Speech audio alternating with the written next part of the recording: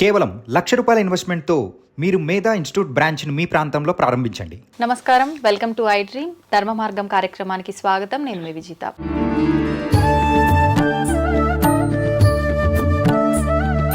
ప్రస్తుతం మనతో పాటు ఉన్నారు ఎంతో మంది గురువులని మనందరికీ పరిచయం చేసిన వాళ్ళు, ప్రముఖ ఆధ్యాత్మికవేత్త మారెళ్ల రవిశాస్త్రి గారు. ఇప్పుడు వారితో మాట్లాడి మరిన్ని విషయాలు తెలుసుకునే ప్రయత్నం చేద్దాం. నమస్కారం అండి. నమస్తే. ఇప్పుడు చాలా మంది వాళ్ళు కోరిన కోరికలు తీరాలని చెప్పి మొక్కుకొని ముడుపులు కడుతుంటారు, మొక్కులు తీర్చుకుంటూ ఉంటారు. ఈ మొక్కులు తీర్చుకోవటం అనేది భక్తిలా చూడొచ్చు అంటారా, లేదంటే ఒక వ్యాపారంలో చూడొచ్చు అంటారా? రెండు ఉన్నాయి. నిజంగా మొక్కుల వెనక చాలా సశాస్త్రీయమైనటువంటి ఒక భక్తి మార్గము, భక్తి సిద్ధాంతము ఉంది. అయితే దాన్ని ఈ రోజుల్లో భయపెట్టి భయంతో కూడిన భక్తిని కలిగిస్తూ వ్యాపారం చేసే చాలా ఆలయాలు, పూజారులు ఉన్నారు నాకు తెలిసి కూడా. అయితే మనం దాంట్లో వెనక ఉన్న సైన్స్ ఏంటి, దాన్ని ఎంతవరకు పాటించాలి, అది ఎంతవరకు పాటిస్తే ఎంతవరకు మేలు.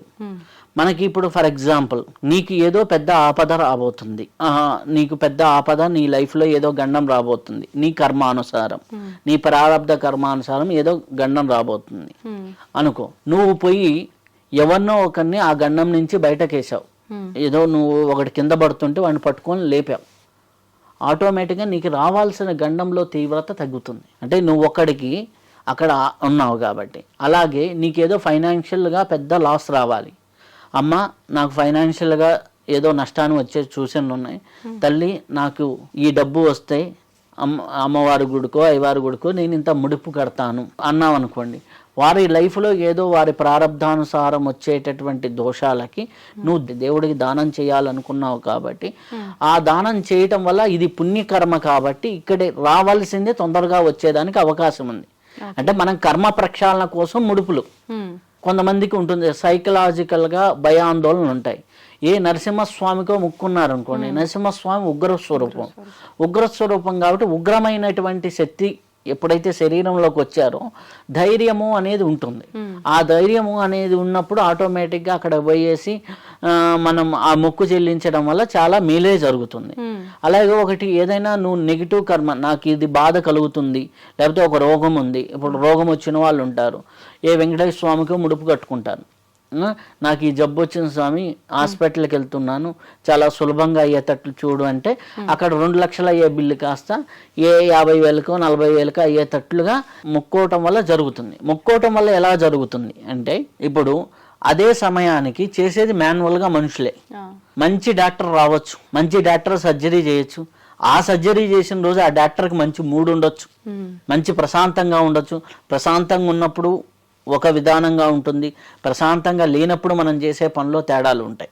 ఇప్పుడు మ్యాన్ మేడ్ మిస్టేక్స్ వల్ల ఎంతమందికి ఇబ్బంది జరుగుతుంది.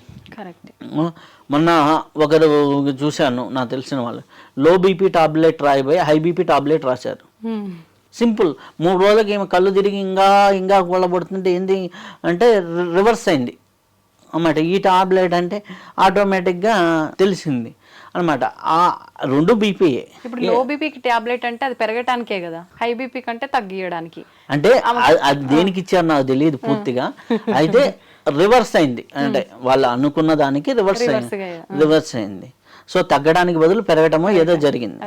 సో ఇట్లాంటి మ్యాన్ మేడ్ మిస్టేక్స్ ఎప్పుడైతే ఉంటాయో, నువ్వు దేవతా ఆరాధనలో ఉన్నా, దేవతా పరంగా ఉన్నప్పుడు అటువంటి మిస్టేక్స్ జరగకుండా భగవంతుడు ఏంటంటే ఒక శక్తిని అక్కడ ఉంచి ఎదుటి వాళ్ళు కానీ ఆ సిచ్యువేషన్స్ కానీ నీకు పాజిటివ్ అయ్యే విధంగా జరుగుతాయి. ఇప్పుడు మొక్కులు మొక్కి చాలా మంది ముడుపులు కట్టి వాటి గురించి మర్చిపోతారు, అసలు గుర్తు కూడా ఉండదు. అట్లా జరిగినప్పుడు ఏమన్నా కుటుంబంలో ఇప్పుడు నేను చూడండి, నిన్ననక ఒక దానం చేస్తాను, చేస్తే ఇంకొక మీల్ జరిగింది. ఓకే, ఇప్పుడు ఫర్ ఎగ్జాంపుల్ ఒక వికలాంగుడికి దానం చేశాం, నీ లైఫ్లో వచ్చేటటువంటి ఫైనాన్షియల్ కష్టాలు చాలా వరకు పోతాయి.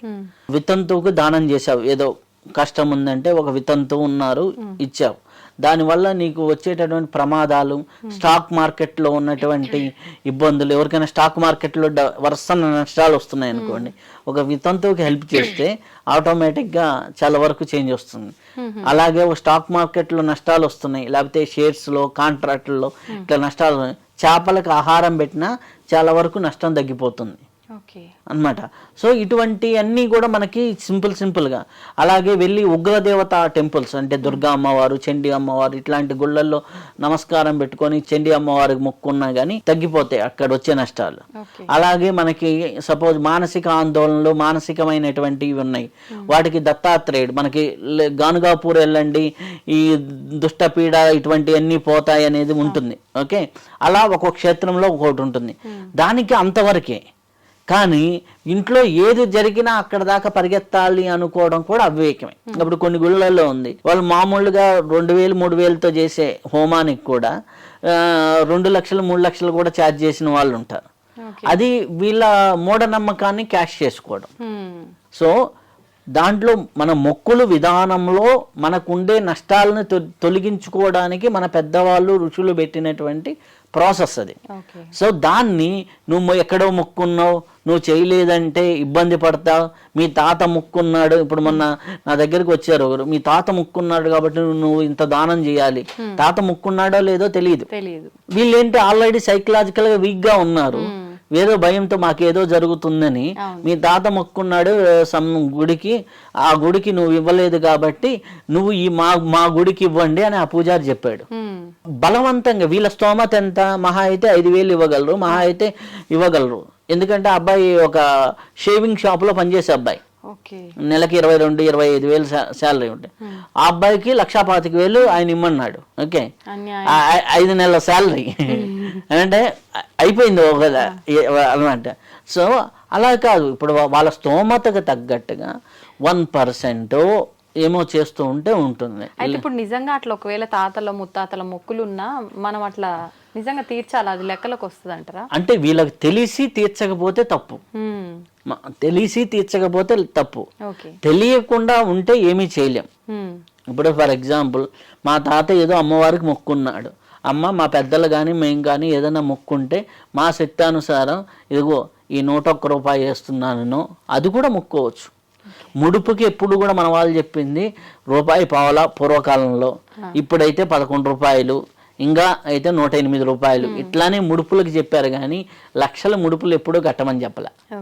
ముడుపులు ఎప్పుడు కూడా లక్షల్లో కట్టమనలా, అదైందా?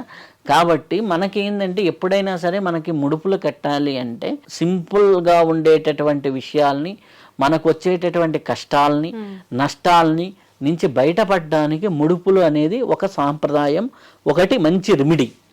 దాన్ని అంతవరకు ఉపయోగించుకోవాలి. దాన్ని ముడుపుకి 1,00,000 రూపాయలు ముడుపు కట్టాలి, 50,000 ముడుపు కట్టాలి అనేది ఎక్కడా లేదు. ముడుపుకి ఏంది 11 రూపాయలు, 108 రూపాయలు మినిమం అమౌంట్.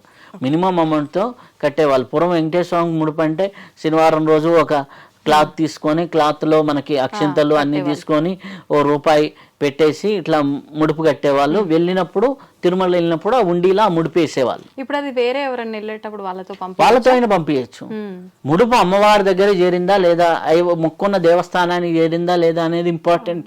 ఇప్పుడు అట్లా కొంతమంది మీరు అన్నట్టుగా కట్టి పక్కన పెట్టి కొన్ని సంవత్సరాల పాటు ఎప్పుడైనా చేర్చవచ్చు, ఎప్పుడైనా చేర్చు, మరీ ఎక్కువ లేట్ కాకుండా. ఇప్పుడు మీకు ఇప్పుడు ఫర్ ఎగ్జాంపుల్ ఒకరు ఒక సంతానం కలగాలని ముడుపు కట్టాడు, సంతానం కలిగింది, సంతానం కలిగినా కానీ ఇంకా తీర్చలేదనుకోండి. మీకు సత్యనారాయణ వ్రత కథలో 3వ కథ అదే కదా, ఆ అమ్మాయి సంతానం కలిగితే వ్రతం చేస్తానని మొక్కున్నారు, సంతానం కలిగింది, నామకరణం రోజు వచ్చి భార్య అడుగుతుంది, నామకరణం రోజు వచ్చి భార్య అడిగితే ఇప్పుడే నామకరణాది ఇత్యాది కార్యక్రమాలు జరిగినాయి కదా, నేను ఇప్పుడు ఖర్చు అయింది, అమ్మాయి వివాహం అప్పుడు అన్నారు. అమ్మాయి వివాహం అప్పుడు కూడా మర్చిపోయారు. మర్చిపోయిన తర్వాత ఇబ్బందులు వచ్చినాయి. ఇబ్బందులు ఏంటి అంటే సత్యనారాయణ స్వామి వెళ్ళి కష్టాలు పెట్టలా, వాళ్ళ జీవితంలో ఈ ముడుపో ఇది చేస్తానంటం వల్ల కొన్ని కష్టాలు తొలగిపోయి ఉంటాయి తాత్కాలికంగా. ఆ కష్టాలకి నువ్వు అక్కడ రెమెడీ చేయలేదు కాబట్టి ఆటోమేటిక్గా వాళ్ళ కర్మ వాళ్ళకు ఓపెన్ అయిపోతుంది, వాళ్ళ కర్మ వాళ్ళకు ఓపెన్ అవుతుంది. ఇప్పుడు ఫర్ ఎగ్జాంపుల్ ఒకరికి బి విటమిన్ లోపం ఉంది, బి విటమిన్ లోపానికి సంథింగ్ ఏదో టాబ్లెట్ వేసుకున్నావు, లేకపోతే ఫుడ్లో ఏదో తీసుకున్నావు, తీసుకున్న తర్వాత కొంతకాలం తీసి ఆపేసావు. ఆపేసిన తర్వాత ఏమవుతుంది, ఆటోమేటిక్గా నీరసము అది ఎట్లాగైతే కంటిన్యూ అవుతుందో బాడీలో, అక్కడ నీరసం ఇచ్చింది ఎవరు? భగవంతుడు అంటే భగవంతుడు కాదు. అలానే మనం చూసుకున్నప్పుడు ఒక కర్మకి రెమెడీగా మనం ఇది చేస్తామన్నాం. ఒక కర్మకి నాకు తొలగించు తండ్రి, ఇది నేను సమర్పిస్తాను. ఎప్పుడైతే సమర్పిస్తా అన్నావు, నువ్వు ఒక దైవ కార్యం చేశావు కాబట్టి నీకు వచ్చే కష్టాన్ని ఒకటి తొలగిస్తాడు భగవంతుడు. ఒక చిక్కుముడిని తీస్తాడు. ఆ చిక్కుముడిని తీసిన తర్వాత నువ్వు అది కంఫర్ట్ని ఎంజాయ్ చేస్తూ ఇది మర్చిపోయావు అనుకోండి, నాకెందుకురా ఎన్ని రోజులు ఓపెన్ చేశానని ఆ ప్రకృతి శక్తులు మళ్ళీ వదిలేస్తాయి. వదిలేసినప్పుడు నీ చిక్కుముడి నీకే పడుతుంది. నీ చిక్కుముడి నీకే పడుతుంది. తప్పించుకున్నావో ఆ మళ్ళీ అనుభవించాలి తప్పదు. నీ అనుభవించే కర్మని 10 మందికి అన్నదానం చేస్తావు. అన్నదానం చేయడం వల్ల నీకెప్పుడూ అన్నం దొరకని కష్టం తీరుతుంది. నీ లైఫ్లోనూ ఎవరికో తీరుతుంది. అదే బాగా ఆకలిగా ఉన్నవాడికి అన్నదానం చేసావు అనుకోండి, ఒక మంచి సాధువుకో ఎవరికో, అబ్బా తరతరాలు చల్లగా ఉన్నాయనా అన్నారు అనుకోండి, ఆటోమేటిక్ తరతరాలుగా వాళ్ళకి ఆహార లోపం అనేది లేకుండా పోతుంది. వాడికి నిజంగా ఉన్న కర్మలో అవి పోతాయి. ఆ పోవటం అనేది మొక్కులు అనమాట. సో నీకు దేవీ దేవతా శక్తులతో నువ్వు ఏదైతే నీ కర్మకి విముక్తి కలిగించుకోవడానికి వాడుకున్నావో వాటిని తీర్చకపోతే ఏమవుతుంది? ఆయనే కొన్ని రోజులు దానికి అడ్డు నిలుస్తాడు ఆ శక్తి. తర్వాత ఏమవుతుందో 3 ఏళ్లకో 4 ఏళ్ల తర్వాత ఆయన ఇప్పుడు ఇన్ని రోజులు నిలిచాను అది రాలేదు కదా అన్నట్టుగా వదిలేశారనుకోండి, గుర్తు చేయడానికి మళ్ళీ గుర్తు చేయడానికి కాదు, ఆ ముడి చిక్కుముడి పడుతుంది. నువ్వు దాన్ని వదిలించుకోవాల్సింది అంతే. నీ ముడిని నువ్వే తీసుకోవాలి. దాన్ని భగవంతుడి ద్వారా తీసుకుంటావా, కర్మ ద్వారా తీసుకుంటావా, లేకపోతే ఇంకోటి ఏదన్నా ఉపాసన ద్వారా తీసుకుంటావా అనేది ఉంది. దాంట్లో మనకి సింపుల్గా చెప్పినాయి. మనకి ఆపద్ధర్మంలో ఇప్పుడు సపోజ్ ఫర్ ఎగ్జాంపుల్ ఎవరో హాస్పిటల్లో ఉన్నారు, నువ్వు కూర్చొని జపం చేయమ్మా మీ ఆయన బతుకుతాడు, నువ్వు కూర్చొని మంత్రం చేయమ్మా మీ ఆయన బతుకుతాడు, లేకపోతే నువ్వు కూర్చొని హోమం చేయమ్మా బతుకుతాడు. అక్కడికి హాస్పిటల్లో ఎమర్జెన్సీ సిచ్యువేషన్లో ఉన్నప్పుడు నువ్వు ఒక ముడుపు కట్టమ్మా దేవుడికి మనస్ఫూర్తిగా 2 నిమిషాలు 5 నిమిషాలు అయిపోయినాయి, మాకు అన్నీ తగ్గితే వెంకటేశ్వర స్వామి దగ్గరికి వస్తాను లేకపోతే అమ్మవారి దగ్గరికి వస్తాను అని కట్టడానికి పెద్ద టైం పట్టదు. కాబట్టి అట్లాంటి సిచ్యువేషన్స్లో ముడుపు అనేది ప్రాసెస్, మొక్కు అనేది ప్రాసెస్. అవి తీర్చుకోవడం అనేది ఉండే. ఒక్కోసారి మనము సపోజ్ ఫ్లోలో పెద్ద ముక్కులు మొక్కుతుంటాం. ఫర్ ఎగ్జాంపుల్ చాలా మంది చేసే తప్పులు, టక్మని నా దగ్గర ఉన్నాయి, నేను 2 నెలల శాలరీ వేస్తాను 3 నెలల శాలరీ వేస్తాను ఫ్లోలో ఎగ్జైట్మెంట్లో మొక్కేస్తారు. తర్వాత వాళ్ళు తీర్చుకోలేని పరిస్థితులు ఉంటాయి. అప్పుడు ఏంటి, తీర్చుకోలేని పరిస్థితులు వచ్చినప్పుడు అప్పుడు వాళ్ళు ఏంటి, వాళ్ళ శక్తి అనుసారం, అమ్మా నా పరిస్థితి ఇది, నా పరిస్థితి నీకు తెలుసు కాబట్టి నేను ఇది నీకు సమర్పిస్తున్నాను. ఒక అమ్మాయి వచ్చింది, ఆ అమ్మాయి ఏంటి ఫ్లోలో ఏదో వాళ్ళ ఫాదర్కి ఏదో తగ్గితే నేను నిలువు దోపిడీ ఇస్తానంది. ఆ అమ్మాయి ఒంటి మీద అప్పుడు 80 సవర్ల 40 సవర్ల బంగారం ఉంది. ఇచ్చేయాలి. అత్త మామలు అన్ని ప్రాబ్లమ్స్ కదా, వాళ్ళు ఒప్పుకోవాలి. నువ్వు ఎట్లా మొక్కుంటావు అది ఇది ఇది అది అని ఫైటింగ్లు అనమాట. అప్పుడు వస్తే దానికి బదులుగా చిన్న తాలిబొట్లు, చిన్నది 1 గ్రాములో తాలిబొట్లు, ఒక చిన్న నక్లీసు, చిన్న ఇది ఒంటిపైన ఉన్నాయన్ని తక్కువ వెయిట్ లో చేపించి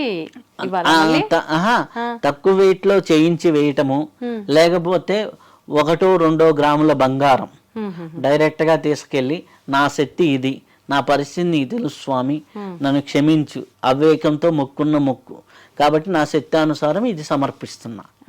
ఎందుకంటే మనం ఇప్పుడు మన తల్లిదండ్రుల దగ్గర కానీ మనం ఎవరి దగ్గరైనా ఒక తప్పు చేశామనుకోండి, నేను అవివేకంతో చేశాను ఇదిగో నా శక్తి ఇది అని చెప్పామనుకోండి, మన ఆఫీస్లో బాస్ దగ్గరైనా ఎవరి దగ్గరైనా ఓ సారీ చెప్పేస్తే ఏమవుతుంది ఉంటుంది. అది వాళ్ళు ఒప్పుకోలేదని అసలుకి నువ్వు తీర్చకపోతే నీ ప్రయత్నం చేయాలి కదా. అప్పుడు ఏమవుతుంది, నీ ప్రయత్నం తాలూకు కర్మ నీది అయిపోయింది, వాళ్ళు అడ్డుకున్న తాలూకు కర్మ వాళ్ళని ఎత్తున పడుతుంది తర్వాత. అర్థమైందా? అది వాళ్ళ మీద పడుతుంది. నువ్వు నీ కర్మని నీ ముడిని నువ్వు తీర్చుకోవాలి కదా. సంతోషం అండి, చాలా చక్కగా వివరించారు. ధన్యవాదాలు.